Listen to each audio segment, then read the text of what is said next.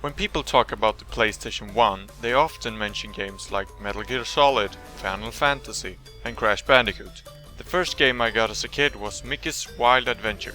However, I found the game too difficult and with no way to save, I never got into it. The second game I got, however, was Donald Duck Quack Attack, or in North America, Donald Duck Going Quackers.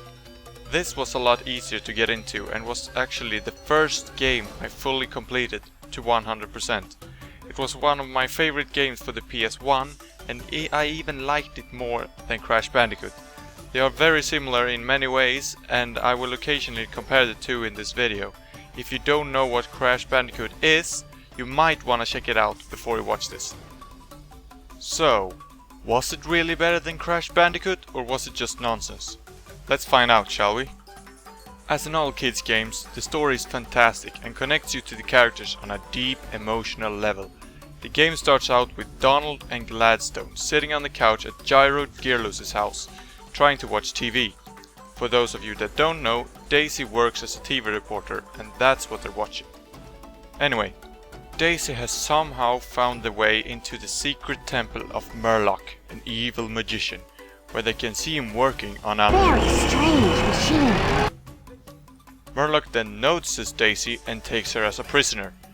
What happens to the cameraman is not foretold by the story in any way, so let's just assume he died. Both Donald and Gladstone then insist on saving Daisy, but to get to Murloc's temple you need to fix Incredible Gyro Gamma Tubal Teleport! And to do so, you need to place a reflector dish at 3 different locations. One on top of Ducky Mountain in the forest, one at a rooftop in Duckburg, and one in a haunted mansion. Why in a haunted mansion? We will never know. This is where the similarities to Crash Bandicoot becomes apparent. From Gyro's house you teleport to Ducky Mountain, which is the first world and the only place we can go for now. There are 6 different levels in each of these worlds. 4 normal levels, which you need to complete to unlock the middle level, which is the boss battle. 2 of the normal levels are played from a 3D perspective, like Crash Bandicoot, while the 2 others are played as a side-scroller. You can see Huey standing on a locked level as well, but more on that later. Donald controls very well. The directional pad is used for walking around, while you attack with square and jump with X. You can also double jump if you press X again while in mid-air. The usual controls to such a game. In each level you basically only need to get to the end, but to get through the exit you'll need to collect an orb of some sort that I assume gives you the power to unlock the warp to the boss. Along the way there you will find 3 different colored stars, which is worth a different amount of, well, stars. Yellow is worth 1, blue is worth 5 and red is worth 10. If you collect 100 worth of stars, you'll get an extra life. You will also find toys along the way. To collect these you have to free them from Murloc's evil spell, but more on that later. The enemies in this game consist of all different kind of things. It takes 2 hits for Donald to die, but how can you tell you're hurt? Crash Bandicoot had that mask flying after him, but what does Donald have? Well, his anger. When Donald gets hurt for the first time he gets mad and runs slightly different. You can also see it on the icon in the top right. After the second time you die and get to respawn at the last checkpoint. To replenish health you can pick up milkshakes that you find in the levels. If you are at full health when collecting one, Donald goes invincible, sort of like Super Mario when he picks up a star. Be careful though, there's no telling whenever the effect is about to run out. It happened several times where I ran into the enemy thinking it would kill them, but ending up getting hurt instead. Next to each normal level you can see 3 lights. If the yellow one is on, that means you beat the level and got the power orb. If the green one is on, that means you managed to collect all of the toys for Huey, Dewey or Louie in that level. If the blue one is on, that means you beat Gladstone's time. It's basically a time trial mode that you start after going into an already beaten level and pick up the stopwatch at the start. They are all fairly easy to beat. If you want to collect all the toys in a level, just attack one of the books you will find along the way, and the spell Murloc put on the toys will fade for a short amount of time. During this time, you need to get to the toy and pick it up. When you pick one up, Donald does this awesome booty dance. Got big booty, bitch.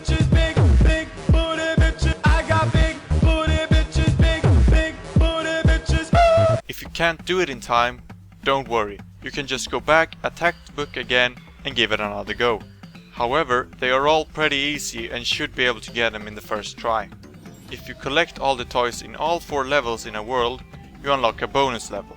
To get into the bonus level, you just talk to Huey, Dewey or Louie, whoever's there, to move aside, and you get to go. The bonus levels are all similar. You basically run away from something towards the camera. First is a bear, second an angry car, you can clearly see he's angry from those headlights. Third, we see a celebrity from the Super Smash Brothers. And fourth is a canoe? I don't know, I can't really tell. From my experience, you don't get anything special from beating these levels. They're just a bonus. If you manage to beat all 4 of Gladstone's times in a world, you unlock a new costume for Donald. From the forest, you get Tourist Donald. From Duckburg, you get Sleepy Donald. The haunted house gives you Fancy Donald, and from the temple, you get Cowboy Donald. To change your outfit, just go back to Gyro's lab and into the special machine he has there. Whenever you completed the first 4 levels, you unlock the first boss battle at top of Ducky Mountain, right next to the safest building on the planet. Right here, see? Perfectly safe. The boss is called Bernadette and is really simple to beat. She starts by flying up in the air and laying eggs on you. They then hatch and you attack her babies. She then tries to squash you with her big fat ass. Just avoid her until she gets tired, then jump on her head. Rinse and repeat 3 times to beat her. Second and third time, however, the chicks that hatch are different. Mom always said the pen is mightier than the sword. They kinda look like walking pencils. Second world is Duckburg. I don't know why you need to warp there from Gyro's house, but never mind that. Works the same as the forest, but with a different boss. This time you fight a Beagle Boy in a crane. No, not that kind of crane. The big yellow kind. Yeah, that one. He's also easy to beat, just avoid the ball and don't fall down. Third world is Magica's Manor. It's basically a big haunted house. The boss fight here is, as you might have guessed, Magica the Spell. Also easy to beat. I did die a few times, but it was more me getting careless than anything. And the music fits the level perfectly.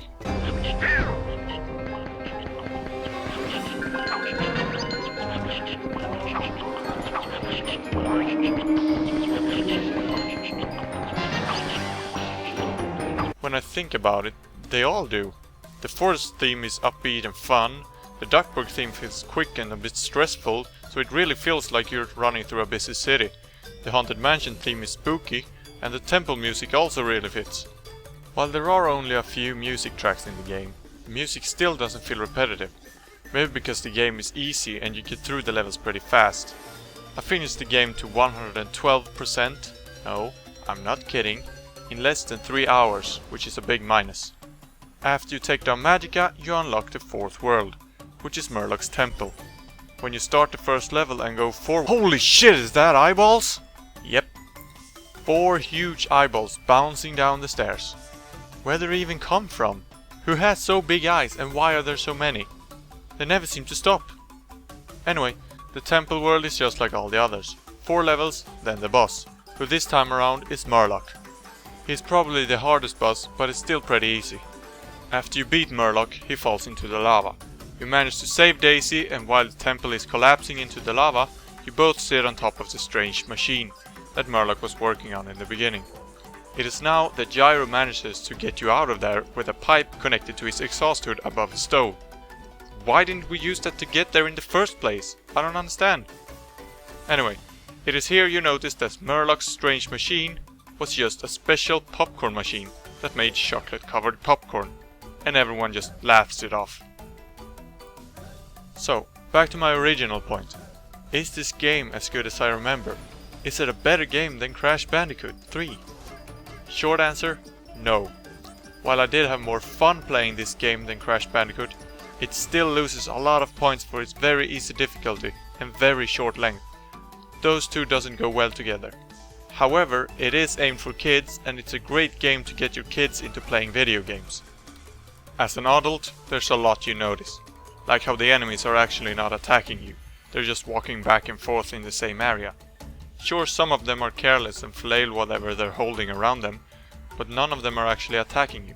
You just get hurt when you run into them. I think I figured it out now. It all makes sense.